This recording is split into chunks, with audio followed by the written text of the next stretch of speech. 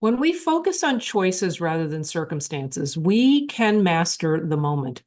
I'll give you an example. When I was skiing black diamonds for the first time, I was really freaked out by how steep it was and how many moguls there were. And I was not willing to like lean into the hill. But the only way you can gain control of the hill and gain control of sort of your fall, your descent, is to lean forward rather than leaning back. When you lean back, you lose control. So you have to lean into the hill.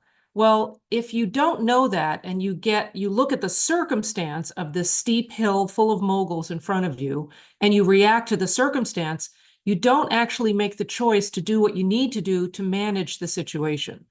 So where the Bible says, where the Spirit of the Lord is, there is liberty.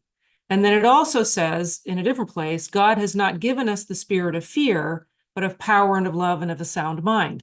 Well, if the spirit of fear is the choice that we make in the moment, clearly we're not going to be managing the situation.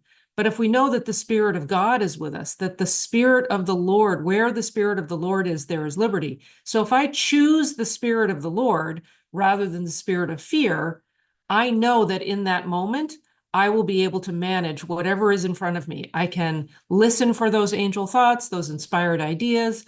I can listen for that intuitive direction as to which way to go. I mean, if we're talking about skiing, obviously, a bit of training and understanding what I need to do in that moment is critical.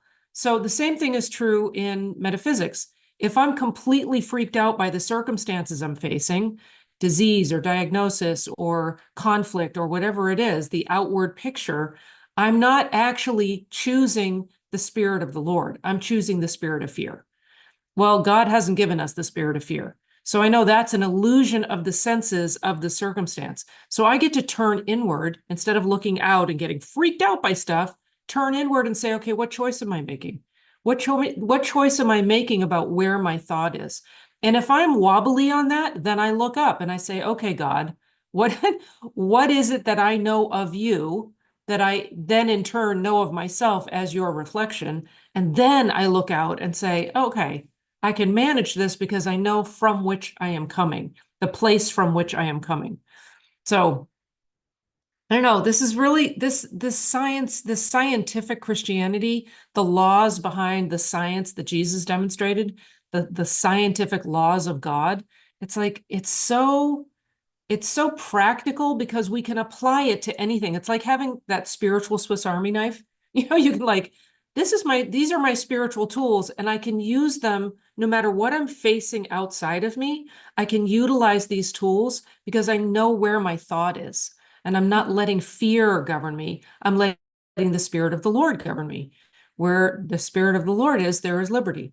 And God hasn't given us the spirit of fear. God's given us the mind of power and of love and of a sound mind. So if you like these ideas, you should check out Morning Metaphys because it's our daily show, Monday through Friday. We do a show at 7:30 a.m. I don't really want to call it a show. It's more of a gathering of spiritual warriors. And if you haven't tried it, check it out. Go to getfreesupport.com, getfreesupport.com, and check it out for a week for free and just see if it aligns with you. And I would love for you to be my guest and come and join us and check it out.